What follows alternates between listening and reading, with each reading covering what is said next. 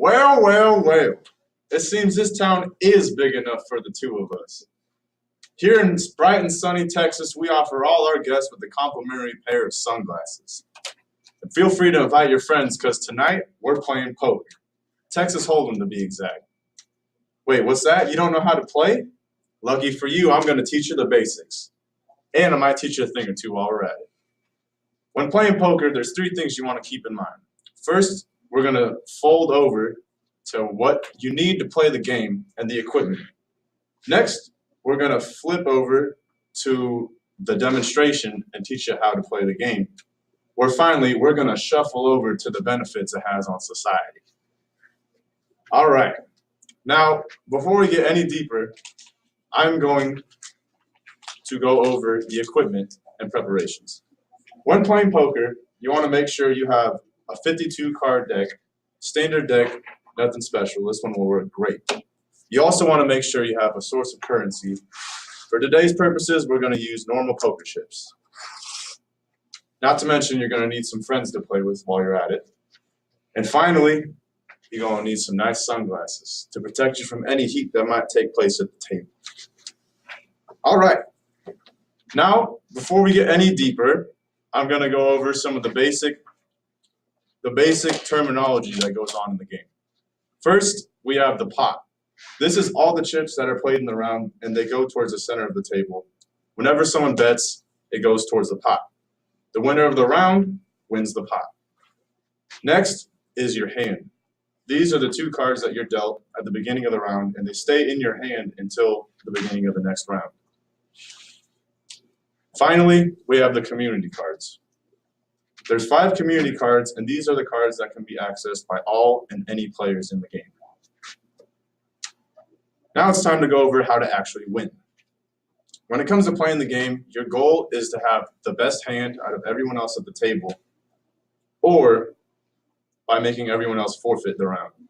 And here, provided by cardschat.com, we have a list of the hands in poker.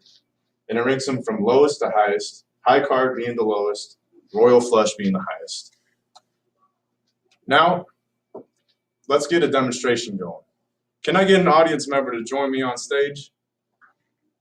Jake Jensen, how about you come on down? You familiar with this game, Jake? Yeah. Good to hear. Here, you take that.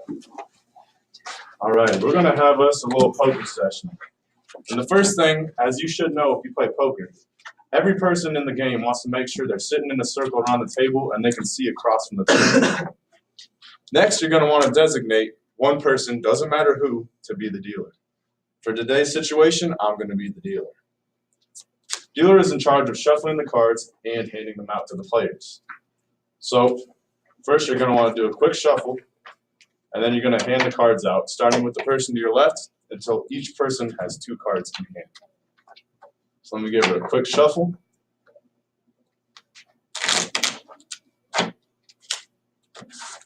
And then we're going to hand them out one by one until each player has 2 cards.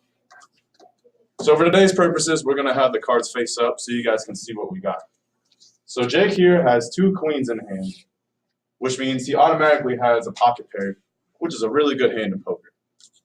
Me, however, I only have an 8 and a 9, so something to work with, but it's nothing great. So after we hand out cards, each player is to make a bet. We go around the table, starting with the person left of the dealer. So Jake, are you going to bet? All right. So Jake he puts 2 in for the bet. So the way it works is the next person either has to match it or raise it if they want.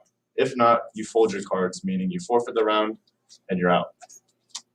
So I'm going to meet him. And then the returns to the initial bidder. The dealer then drops 1 card and flips 3 over. These are the first of our community cards. And what we got is a 10, jack, and a queen.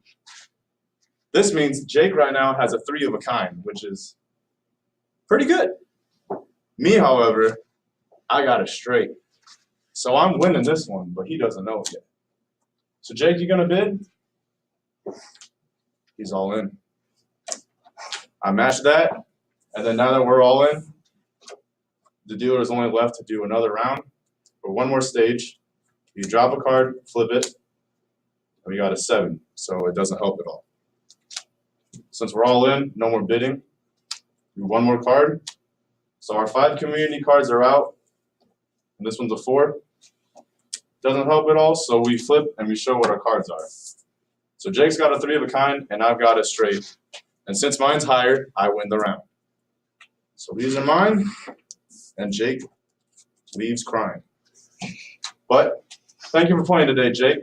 You're good to go back to your seat now. So now that we know how to play, it's time to look at the benefits poker has on society. Not only does poker bring friends together and allow them to have a source of entertainment, but it also teaches accountability, patience, and probability. All beneficial traits in life. But something I don't recommend is actually playing with real money. Even though some people do, if you're good enough at the game, you can make money out of it. Again, I don't recommend it because we're in school. But as well as these tangible effects, there's also one big lesson you can learn, and that's discipline. Discipline can apply to many different aspects of life, so it's important to learn it, especially from a game. Well, it seems our time is up, and I appreciate you guys playing with me tonight, but unfortunately, we're closing for the night.